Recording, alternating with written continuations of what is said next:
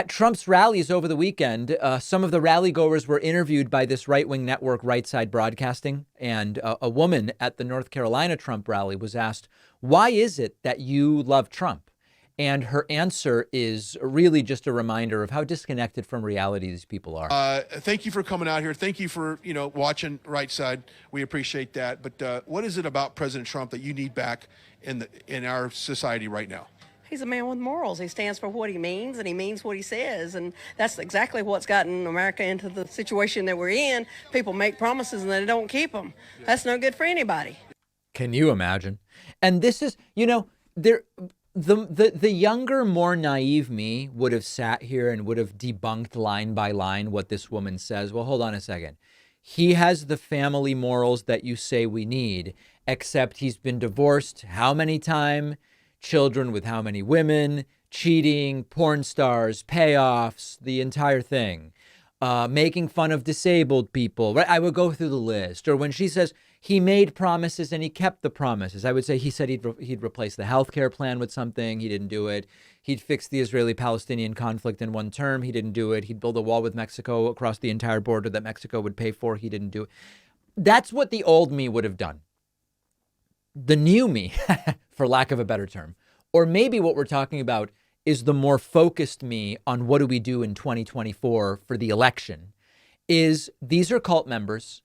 You can't talk sense into them, either through a combination of undiagnosed mental illness, ignorance, lack of education, or just cultishness, where they are completely indebted in some way to he who leads them, the great orange man.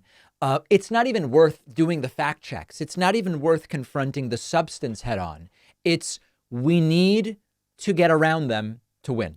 We need to make them politically irrelevant. Are there hundreds of thousands or maybe even millions of people like this woman? Probably. Yes, probably. Are there enough of us who know this is nuts, but don't vote? And if we did, we crush them? Yes. And both sides do the turnout game, right? I mean, when you only get 50 to 65% turnout in a presidential election, either side can win without convincing anyone on issues, but just by convincing them to vote. That's the good news. The opportunity is there.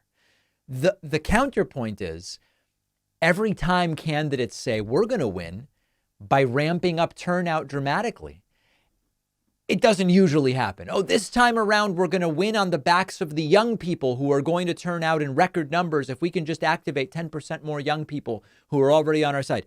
And then it doesn't happen. So upside, downside, see it however you want. The opportunity is despite not being able to talk sense into this woman because she's in a cult, we don't need to. That's the upside.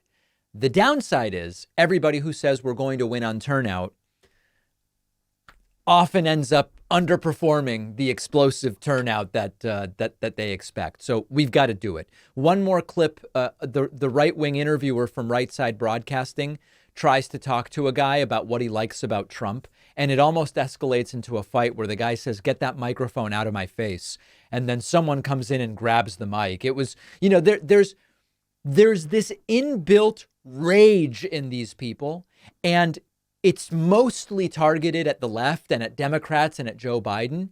But these people are furious with everybody, and they'll target it at the right-wing interviewer who puts a mic in their face, too. You do? Tell me 3 things you love about him. Nah. Get that microphone out of my face, buddy. I don't like the microphone shoved in my face. Okay. All good. All good. Hey, we're glad you're here. There you go. So just the fury and the rage of these people. And by the way, it may have been a Marxist microphone, or the microphone might have been built by Antifa. We just don't know. We just don't know. But the fury and the rage that drives the MAGA world is just bursting at the seams. And that's what we saw right there. So the speeches from Trump are just gutter trash.